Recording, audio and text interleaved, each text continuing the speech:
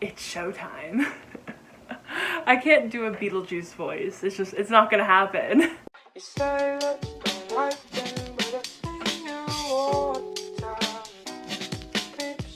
Hey everyone, my name is Allie and welcome to my channel, and today I'm going to be talking about some of the books that I would recommend for the fall, October, Halloween season that aren't super scary. So I've mentioned this before on Twitter, but I'm kind of a weenie when it comes to scary things. Like, I like scary stories, but to a fault.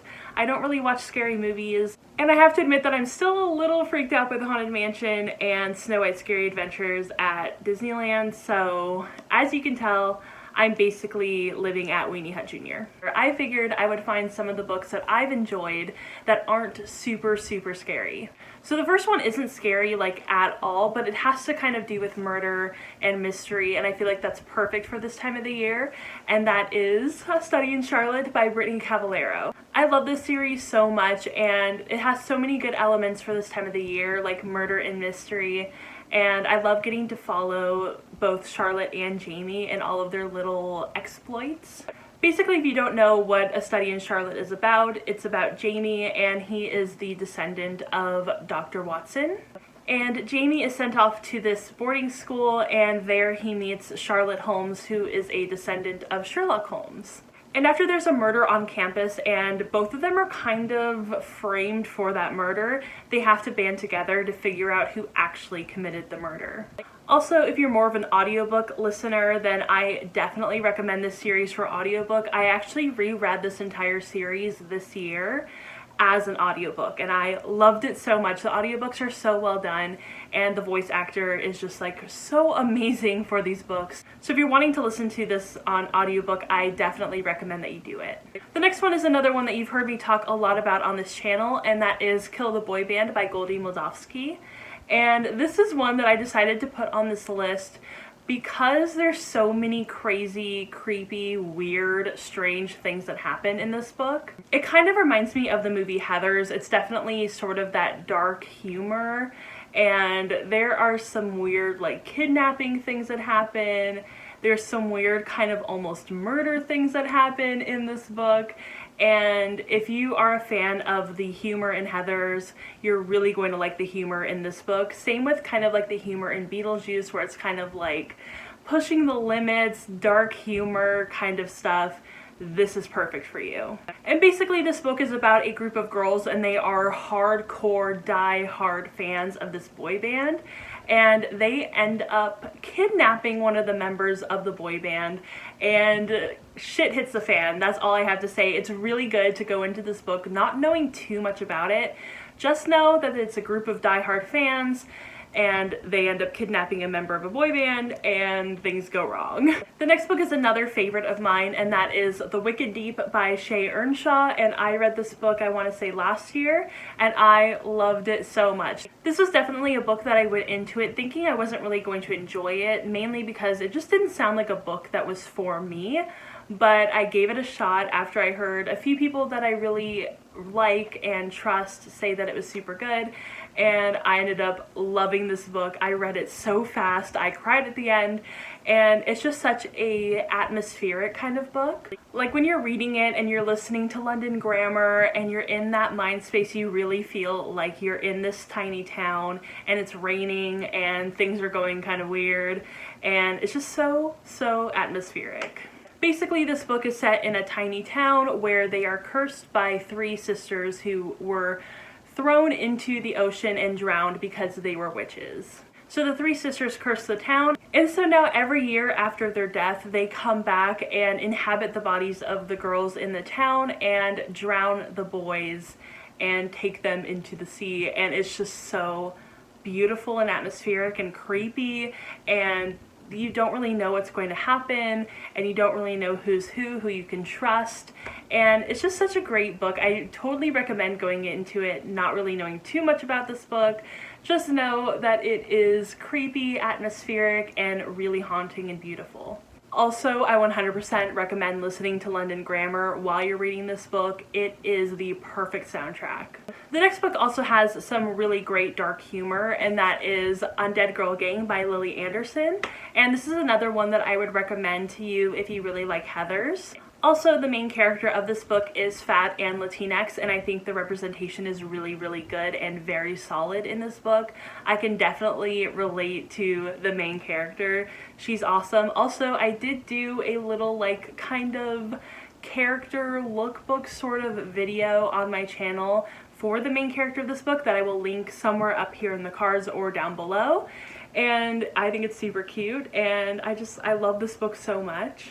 This book is about Mila Flores, and she lives in a small town, and suddenly the most popular girls in her school die, and then a week later her friend dies. So the people in her town think that the girls had a suicide pact and that was all that it was, but Mila doesn't believe that. She doesn't think her friend would be the type to have a suicide pact and kill herself, so she wants to bring back her friend from the dead to find out what exactly happened to her. And while trying to bring her friend back from the dead, she accidentally brings the other popular girls back from the dead as well, and they're all zombies. So it's so funny and kind of creepy as well, a little bit, and I just think it's a lot of like campy kind of fun. I think the best way to kind of sum up this book is from the first page, and it says, "The problem with your best friend dying is that there's no one to sit with you at funerals.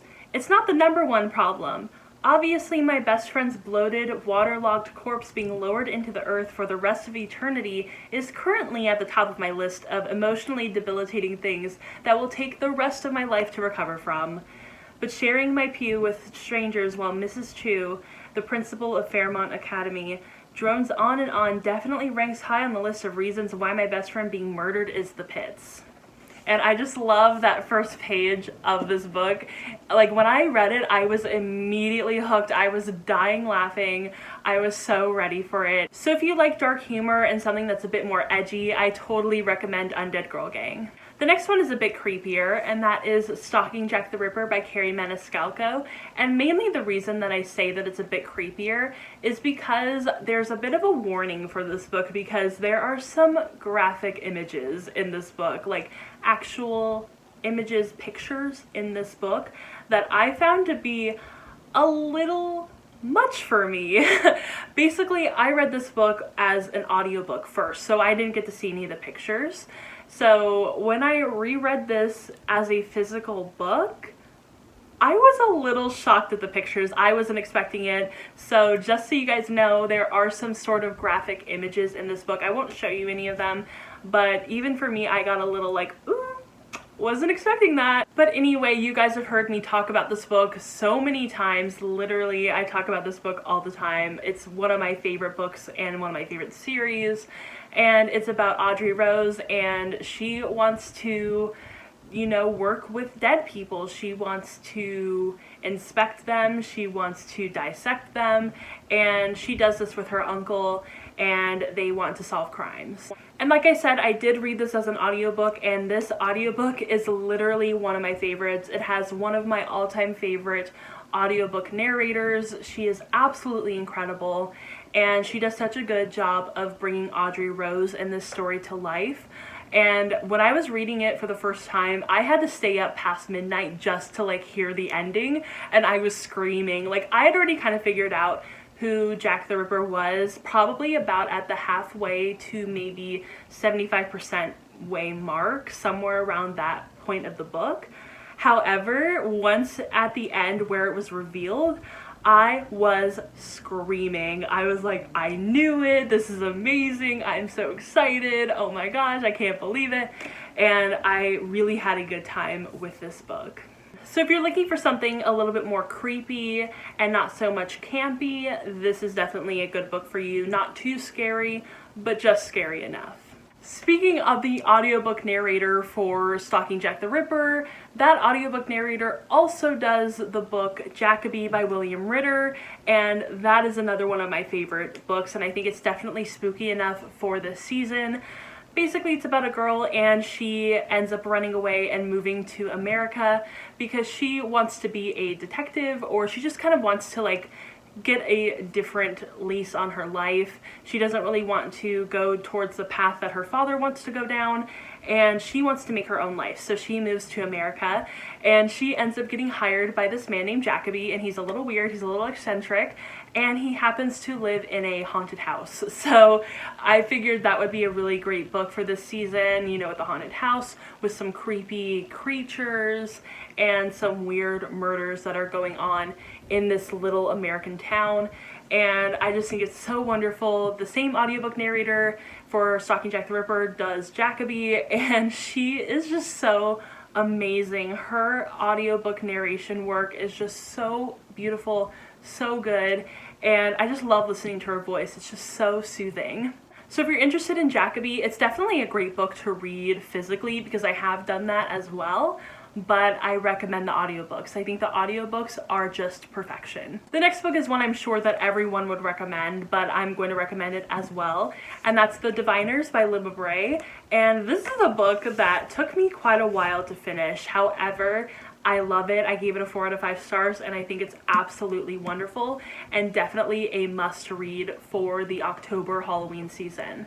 I'm sure at this point you all kind of know what The Diviners is about, and I don't really need to explain it too much. However, I do recommend listening to it as an audiobook.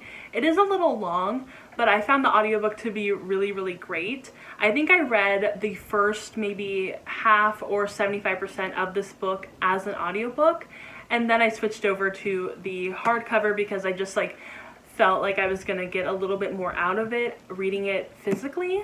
But I totally recommend doing it either way. They're both great. And I know that some people are turned off from this book because there are so many cover changes within the series, but I just have to say that I have 2 different covers for both The Diviners and for the second book, Lair of Dreams, and I found that they actually all look really great on the shelf together, even though they're both different like covers of the books.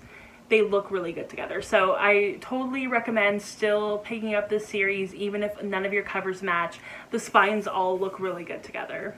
So personally, I feel like this next book is the spookiest book on the list. This is the one that actually got me a little spooked, a little afraid while I was walking around the house at night. And this one is Vassa in the Night by Sarah Porter. And this book, while I was reading it, was great, fantastic, a little spooky, a little Twilight Zone-esque. But when I was like not reading it and I was trying to walk around the house at night, like when all the lights are off and no one's like awake, I got a little spooked. I was like, I have to kind of like run from my room to the kitchen or like run from my room to the bathroom, and it was a little spooky. I wasn't really expecting this book to be like that, but it's definitely a bit more on the scary side.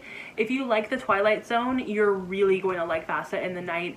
It definitely has that kind of aesthetic, it has that kind of feel. And basically this takes the Russian folklore tale of Vasilisa the Beautiful and puts it in this kind of modern, creepy New York setting. And I personally don't know too much about the Vasilisa the Beautiful tale. It kind of reminds me a bit of Cinderella, but there seems to be like a bit more of like scary elements rather than the typical Cinderella tale. And in this book, Vassa gets kind of trapped within this very strange and weird sort of supermarket, kind of maybe like a Walmart-esque or CVS kind of store, and it's just so weird. It's so weird. It's hard to explain because there's so many strange elements within this book, and it's just kind of something that you have to read. It's super short and it goes by super fast, and it blew my mind. It creeped me out. I'm even getting like a little bit of chills just talking about it and remembering all the things that happen. And like I said, if you like the Twilight Zone, which I love the Twilight Zone, that's like my favorite kind of scary show, then I recommend Vassa in the Night. It's perfect. Alright, so those were all the books that I would recommend for Halloween, fall, October season that aren't too scary. Those are for all my weenies out there. And I hope you all enjoyed this video, and if you did, go ahead and give it a thumbs up and subscribe to my channel. Also, if you have any recommendations for good Halloween reads for us weenies out there, then leave them down in a comment below, and also go ahead and follow me on Twitter, Instagram, and Goodreads, and I will see you all in my next video. Bye!